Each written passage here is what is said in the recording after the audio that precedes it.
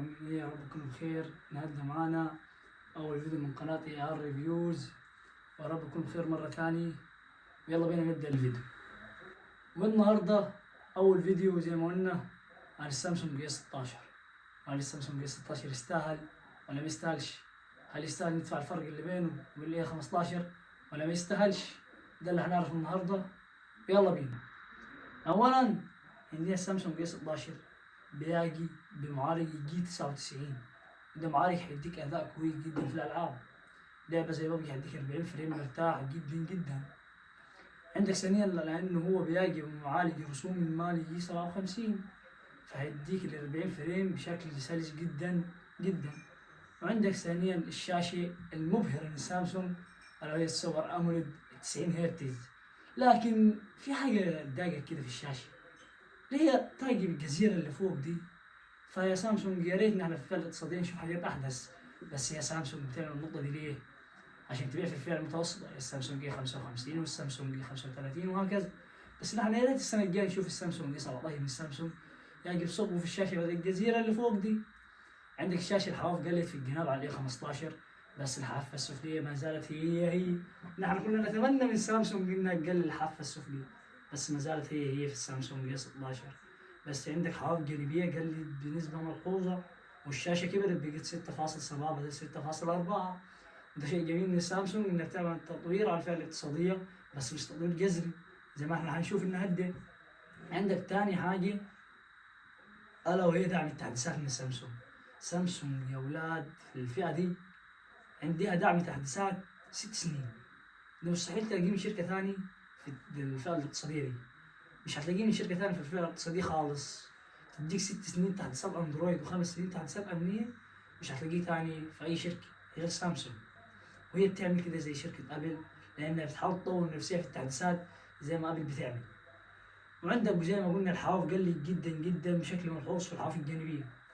خش بقى على الجزء الثاني الا وهو البطارية. عندك بطارية طيب 5000 ملي امبير مع شاحن سريع 25 واط. انا بس هو مش سريع يعني، بس سامسونج بتسميه الشاحن السريع 25 واط، في حين في فئات تاني من ريلمي وشاومي باقي 45 واط 33 واط.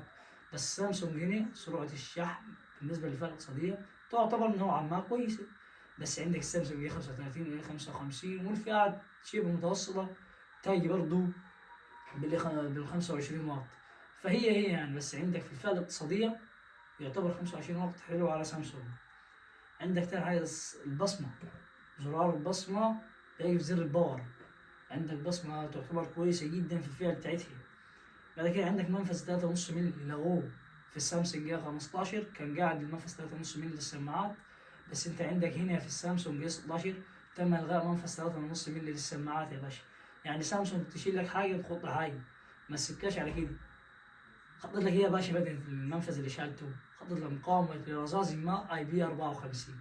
ليه سامسونج شلت المنفذ عشان خط جهاز مقاومة؟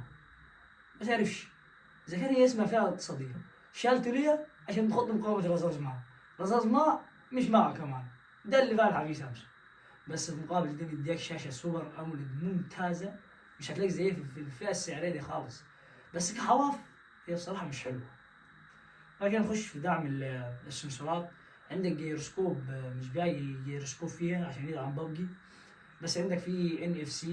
وعندك سنسور التقارب مش حقيقي، بس بتيجي تحطه على ودنك عادي بيقفل، بس هو ممكن يلاقي في بعض الحاجات. بعد كده ندخل على وهي سماعات. السماعات يا سامسونج، نحن كنا نتمنى سماعات أحدث من سامسونج، لأن السنة اللي فاتت في الآخر مصر جت بسماعات مون هي حلوة، بس نحن كنا نتمنى سماعات ستيريو يا سامسونج. بس برضه في الاي 15 خطنا لنا سماعات مون، بس برضه ما ينفعش. بس ده ما ينفعش خالص سامسونج في سنة 2025 الجاية، ما ينفعش خالص. كده نخش جزء مهم جدا وهو الكاميرات. ألا وهي الكاميرات يا سامسونج. كاميراتك يا سامسونج اللي بتيجي تنافس شركة أبل في تصوير الفيديوهات وتصوير الصور. بس عندك سامسونج في الفئة الاقتصادية مش بتبخل عليك خالص في جزئية الكاميرات. عندك نظام كاميرات ثلاثي، الأساسية بدقة 50 ميجا بكسل بفتحة عدسة 1.8، لا تدعم المثبت البصري، بس هي تقريبا تبعت المثبت البصري في الموقع بتاع سامسونج. وعندك عدسة ثانية الألترا وايد 5 ميجا بكسل، وعندك عدسة ماكرو 2 ميجا بكسل. مش هتفيدك جو العدسة الماكرو، بس حاطين لك عدسة ماكرو سامسونج دول عدسة ثالثة بنفس التصميم بتاع شركة سامسونج، اللي هو 3 كاميرات ورصة الفلاش معاهم، نفس تصميم الفئة الاقتصادية، نفس تصميم الفئة المتوسطة، نفس تصميم الفئة العليا من سامسونج. هو نفس التصميم، محافظين على الدي ان اي زي شركة ابل. وادي تاني تقليد لسامسونج بشركة ابل في الدي ان اي بتاعها. عندك خامات تصنيع السامسونج اي 16 بأي كامل من البلاستيك لا يتوسطه جزء من المعدن، كله كامل باقي من البلاستيك. عندك إطار من البلاستيك، عندك ظهر من البلاستيك، بس هي مقاومة الرذاذ وما إضافة السنة دي IP54. فده اللي كنا حابين نعرف على السامسونج اي 15. وسعره في الأسواق للنسخة 628 بيتراوح من 7800 ل 8000 جنيه في السوق المصري. وحاليا في زيادة في الأسعار، فلسه كم يوم ممكن الأسعار تستقر، أو أسبوع أو أسبوعين بالكثير ممكن الأسعار تستقر. وخاصة الضمان المحلي، مش عارف أنا ليه سعره رفع، مع إن المفروض الزيادة تيجي على الضمان الدولي، بس الضمان المحلي مش عارفين إحنا ليه سعره رفع كده. وده كل حاجة كنا نعرفها على السامسونج اي 16. أتمنى تكونوا استفدتوا من الفيديو، بس أهم حاجة متنسوش اللايك والسبسكرايب والاشتراك في القناة وتفعل زر الجرس عشان يوصلكم كل جديد. والسلام عليكم ورحمة الله وبركاته.